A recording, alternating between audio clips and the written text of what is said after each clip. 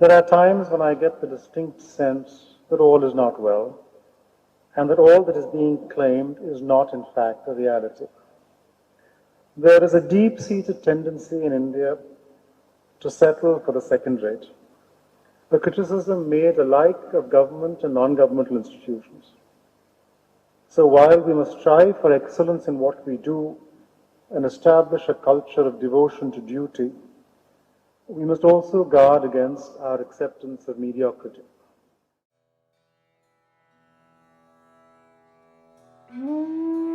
So I met Mr. D as a result of our common interest in mental health, and soon after the Government of India commissioned a team of 10 under the leadership of Mr. Desiraju to draft the first mental health policy for the country.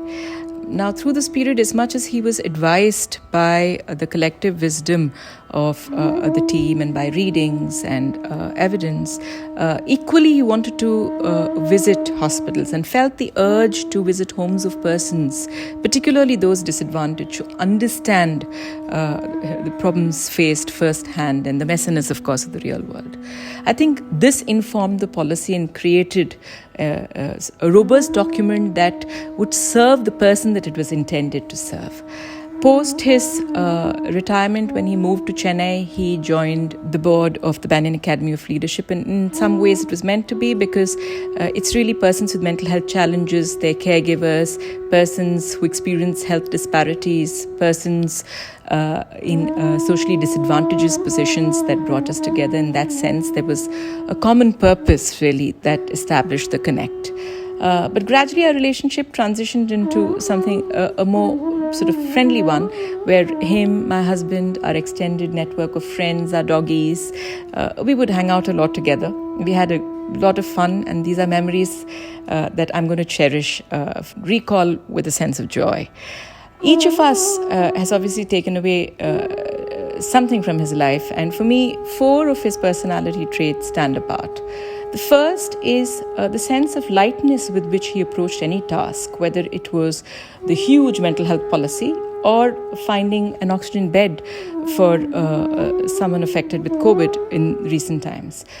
He would pursue whatever the task on hand, small or large, with a sense of dogged determination and diligence, see it through to the very end, and ensure that it was complete, but post that, walk away from it and claim absolutely no credit. Now, that's a tall order, and that's a remarkable person. I wouldn't be able to do it, but he did it with a sense of ease, and that obviously indicates that ego really didn't feature very much in his life. He knew that whatever he did was larger than him. He was always the bigger person in relationships, and therefore everything that he did, he realized, was to better lives, and that, I think, gave him a sense of purpose and meaning, and you could see the sense of joy that he felt in doing whatever that he did.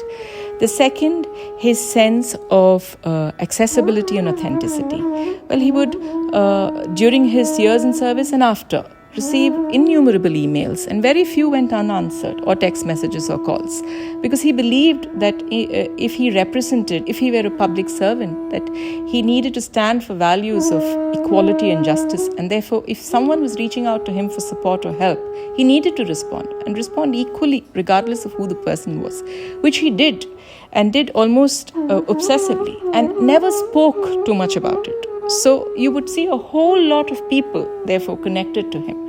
I thought this was the norm, but then it was only later that I realized that I was spoilt by Keshav or Mr. D.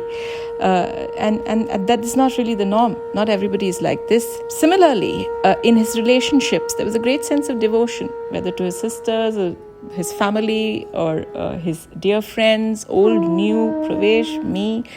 Known Pravesh, whom he knew for 30 years, me for 10 years, several others. There was a great sense. Each of us saw different facets, sure, but it was the same Keshav, and he was authentic. So he was himself all the while.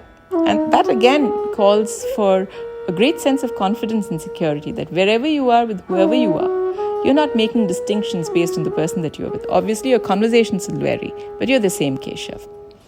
And that leads me to my third point, that he was human.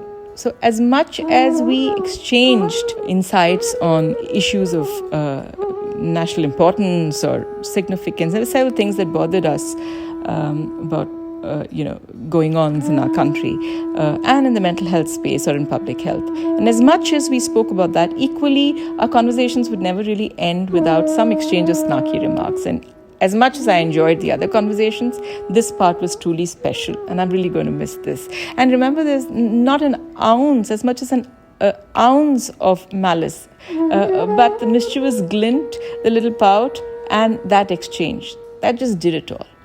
And finally, just the sense of devotion with which he cared for his friends, his loved ones, that we could rely on him and know that he was around and know that he would always be there, despite arguments, despite debates, and stand firm in your support and advise you on what was good for you and help you move forward in your journey of life. So for all of this and more, thank you, Mr. D, for the rich legacy that you left behind, for the person that you were in the short period of time that I enjoyed, but the deep relationship and the deep insights into your personality that I had access to, and the many learnings as a result. Thanks very much. We're all going to deeply miss you, but we will celebrate your life. And remember, most of all, to be human.